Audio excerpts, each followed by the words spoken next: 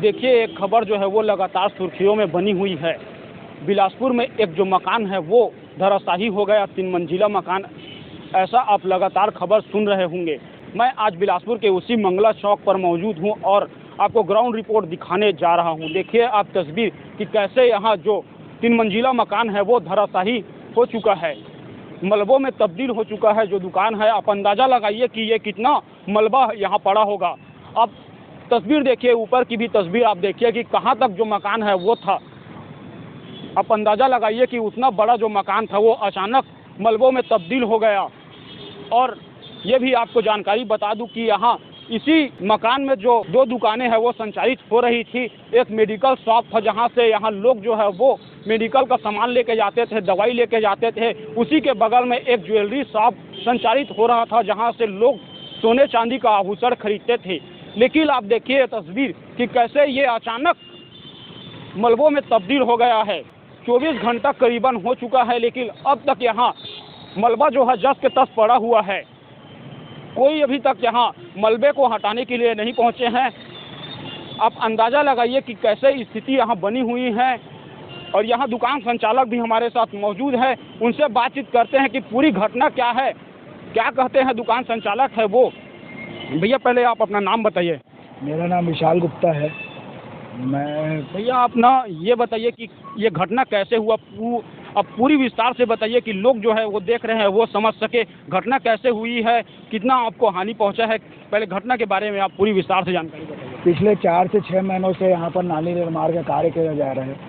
बहुत ही धीमा कार्य, एकदम मतलब कि ना 3rd क्लास तरीके से कार्य करवाया जा रहा है।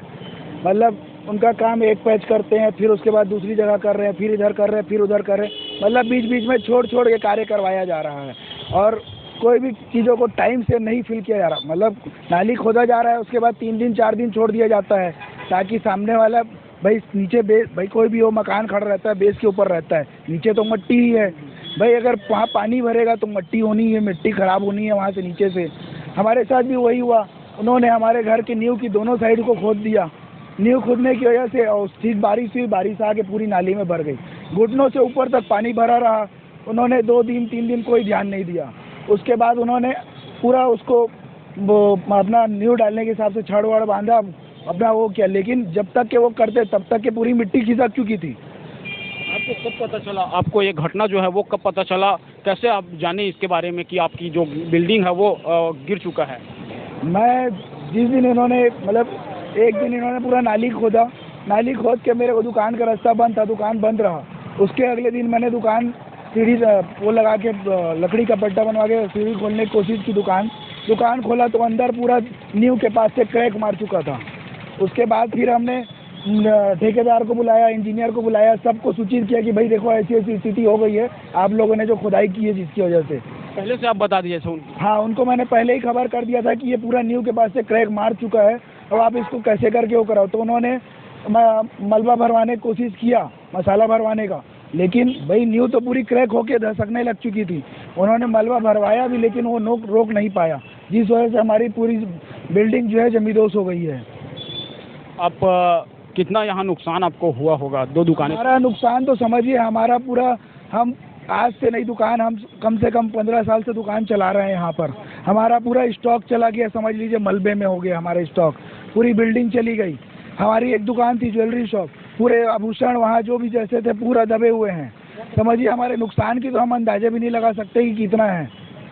कैसे करते हैं हम, जो सोना दबा हुआ है बता रहे थे कि यहाँ कई आप रात भर यहाँ जगते हैं? रात भर हमने चौकीदार की व्यवस्था की। हमने निगम से निवेदन किया कि भाई 2 पुलिसकर्मी यहाँ मौजूद कराए जाए ताकि यहाँ भाई पूरा खुला हुआ है, कोई भी आदमी घुस जाएगा, कोई हादसा हो जाएगा, कौन जिम्मेदारी लेगा। निगम ने साफ नोट दिया, बोले हमारे आदेश नहीं है हमारे पास किसी चीज़ के।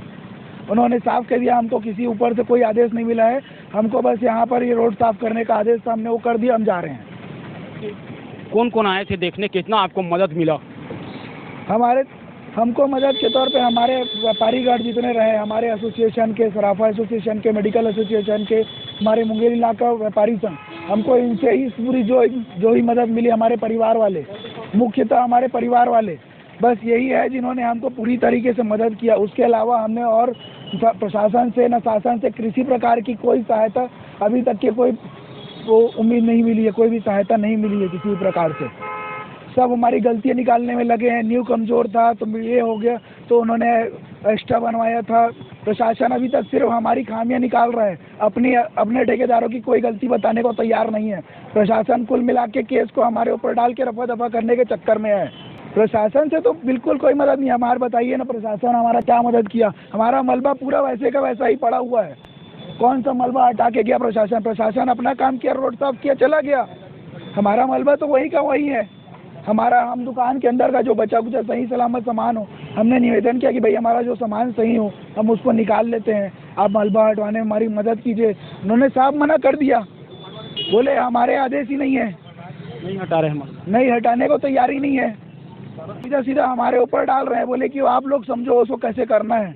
तो दुकानें यहाँ संचालित हो रही थी, एक ज्वेलरी शॉप था, मेडिकल शॉप था, कितना का सामान रहा होगा वहाँ? भाई देखिए, सामान का भाई सोने चांदी के आभूषणों में आप भी जानते हो कि कितनी कीमत होती है एक छोटे से छोटे चीज़ की।